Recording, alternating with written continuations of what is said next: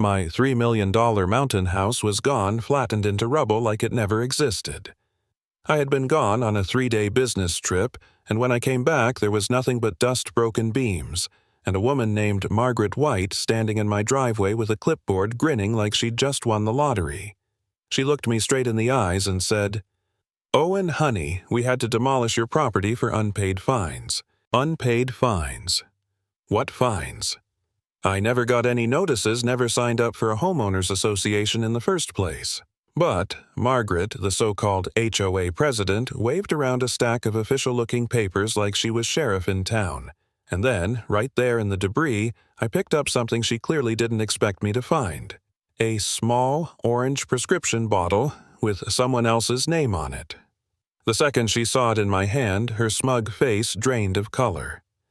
That's when I realized something much bigger was going on. I tried to process what I was seeing. My custom-built home gone. The smell of drywall and sawdust in the cold mountain air, demolition crews tossing what used to be my life into trucks. Margaret bouncing on her heels like a kid at Christmas, too giddy, too rehearsed.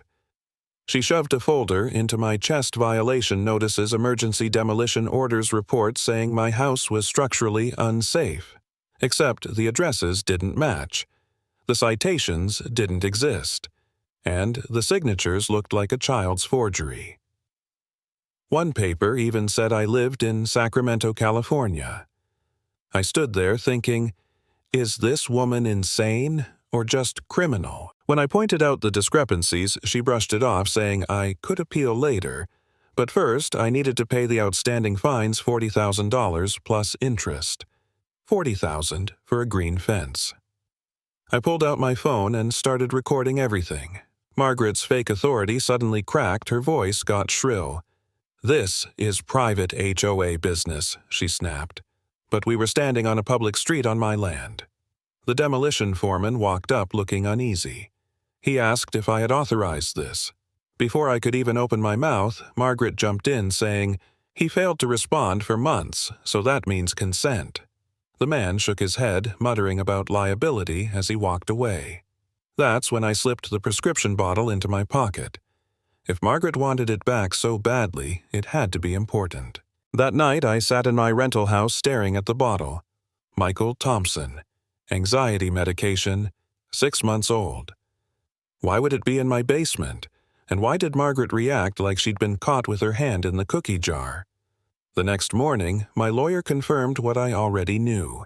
Every single document Margaret shoved in my face was fabricated.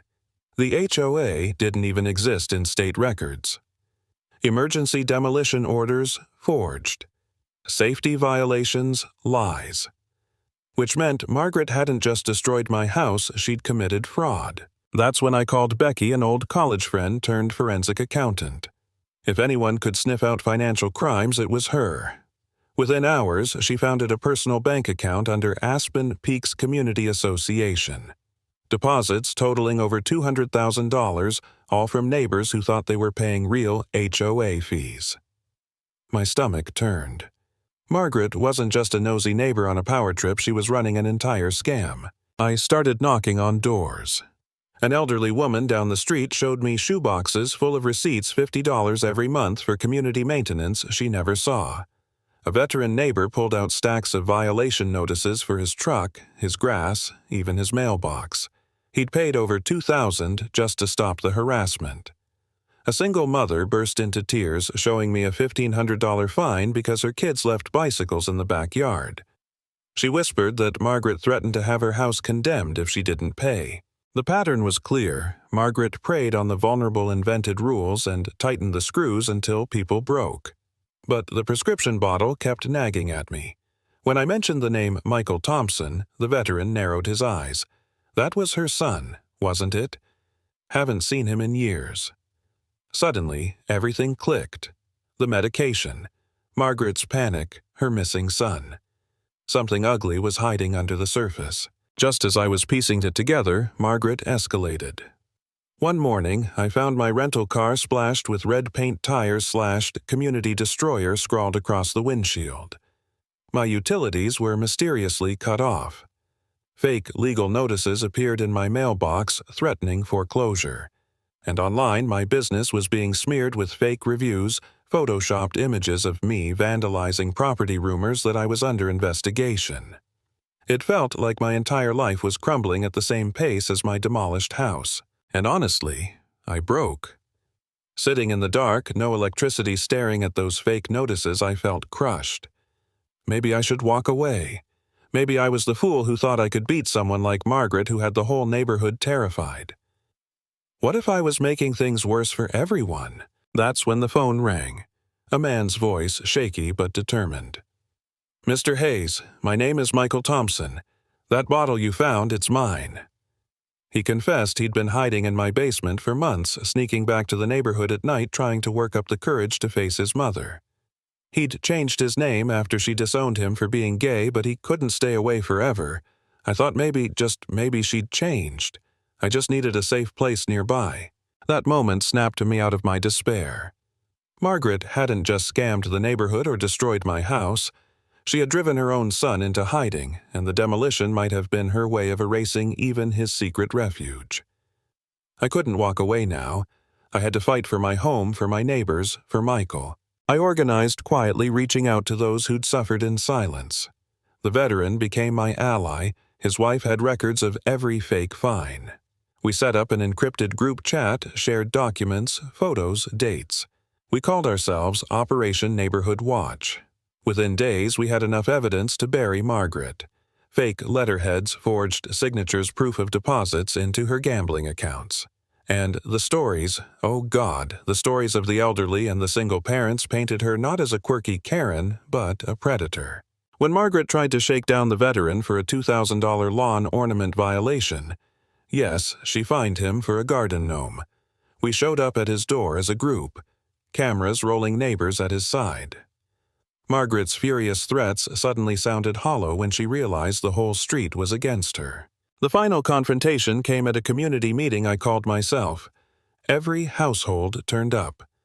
I laid everything on the table: the fake documents, the bank records, the demolition photos. Margaret strutted in with her clipboard like she still owned the place, but the second I pulled out my county commissioner badge, her face cracked. That's right. Not only was I her victim, I was also the one person with legal authority to crush her scam. Neighbors gasped. Margaret stammered, waving her papers, insisting she had jurisdiction, screaming that we were all conspiring against her.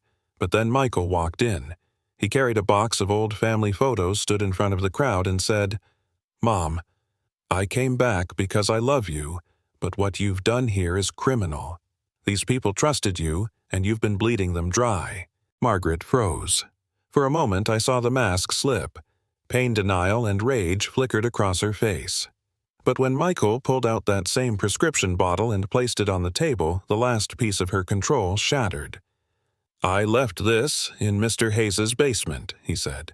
"You demolished his home knowing I was hiding there.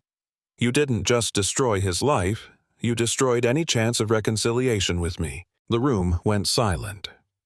Margaret tried one last desperate move, shouting that county law had no power over private associations. But no one was buying it anymore. 2 deputies waiting outside on my call stepped in and cuffed her. The neighbors cheered not out of spite, but out of sheer relief that the nightmare was finally over. As she was led away, Margaret twisted back, eyes blazing, still trying to cling to her fake authority. But it was over. The scam, the intimidation, the lies, all exposed under the weight of truth. And I stood there surrounded by neighbors who had finally found their voices, with a prescription bottle in my hand that had started everything.